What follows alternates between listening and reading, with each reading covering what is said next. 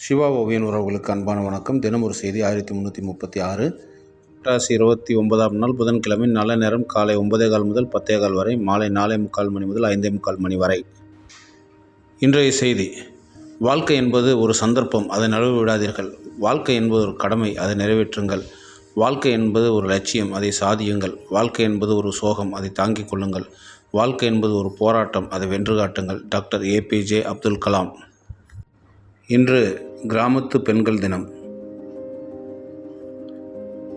இன்று தேசிய காளான் தினம்.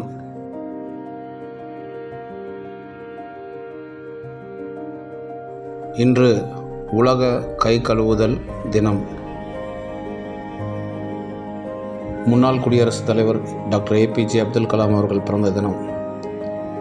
உலக மாணவர்கள் தினம்.